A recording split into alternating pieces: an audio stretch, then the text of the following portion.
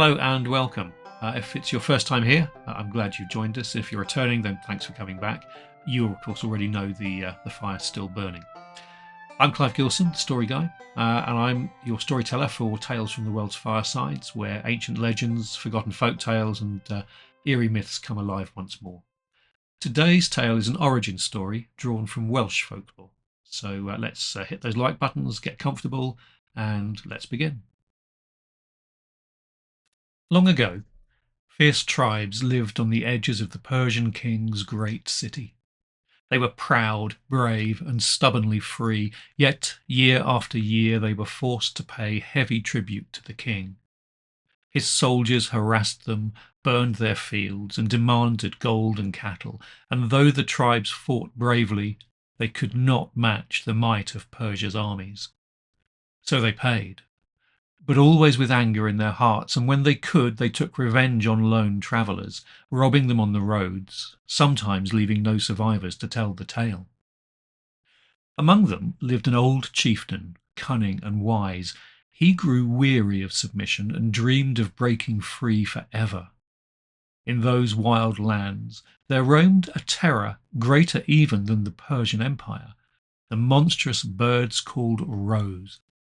They were vast, flightless hunters that stalked by night, devouring men, women, and children.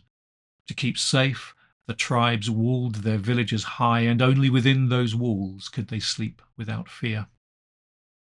But the old chieftain saw not only terror, he saw opportunity. He ordered watchtowers to be built, and his men studied the roes under cover of darkness. They learned that the creatures could not fly, but they could run swifter than any horse. Their nests were found in a barren plain where they stole sheep and cattle by the herd. And one night, when new eggs had just hatched, the tribes crept in and stole 50 chicks. Now, the chieftain assigned each bird to a warrior, the largest to his own son. They fed the creatures meat, raised them with patience, and trained them as though they were chargers. Slowly, the roes grew tame. Saddles and bridles were made, and soon the warriors could ride them into battle. Scaled like fish, their bodies were nearly invulnerable, save for their eyes. They were terrible and magnificent beasts. Now, when tribute day came again, the king's emissaries rode out to collect their due. But the tribes defied them and sent them home with insults. Outraged, the king unleashed his army. On the day of the battle, the tribes assembled before their walls. The chief mounted the strongest roe, and his men followed, 46 birds arrayed in front and 4 more hidden on the flank to cut off retreat. When the Persian soldiers advanced, the roes were loosed. They charged faster than arrows could fly, trampling men beneath their claws, beating soldiers down with their wings, and scattering the army in chaos. In less than 2 hours, half the Persians were dead, and the rest fled for their lives. The tribes rejoiced in their freedom, their monstrous steeds crowned in victory.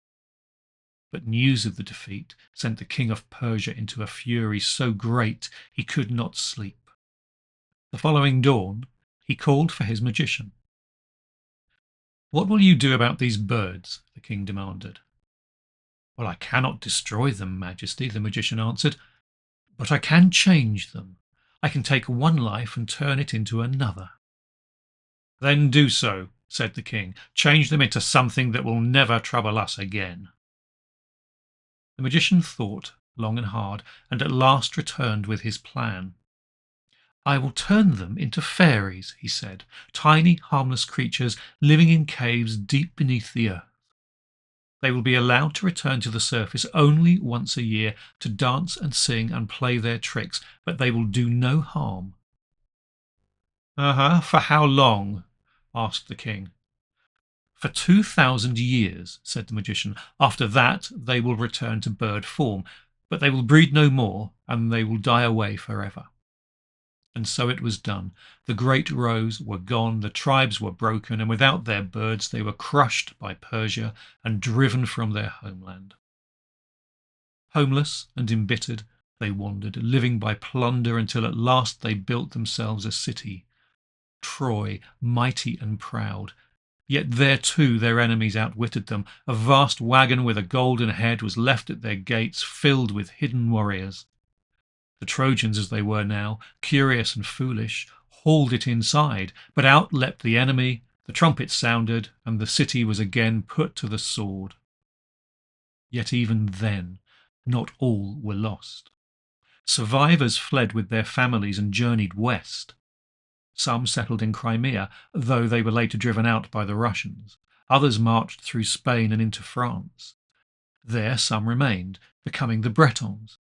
But others crossed the sea to a green and distant land, and there they made their homes and became the first people of Britain, the ancestors of the Welsh.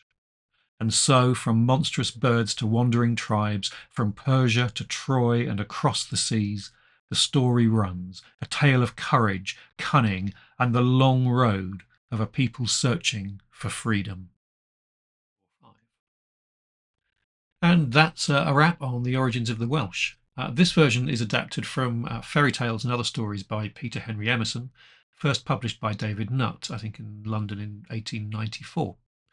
Thanks for listening and watching. If this tale's made you smile or shiver or remember an old family story, then stick around and investigate the channel. There's loads more there and more to come. I've got full collections of folklore from the Arctic to Zanzibar and beyond, and you can find them on Amazon. There's a link at the bottom of the screen and also in the post. Want to say hi? Then drop by to clivegilson.com. Again, I'm always happy to connect. And if you enjoyed this story, do please hit the like button or subscribe to the channel or share it with a friend who loves magical tales and eerie folklore. Every click helps to keep the fire burning and helps us to make more stories. Until next time, though, stay curious, stay cozy, and keep the stories alive. I'll see you in the next one.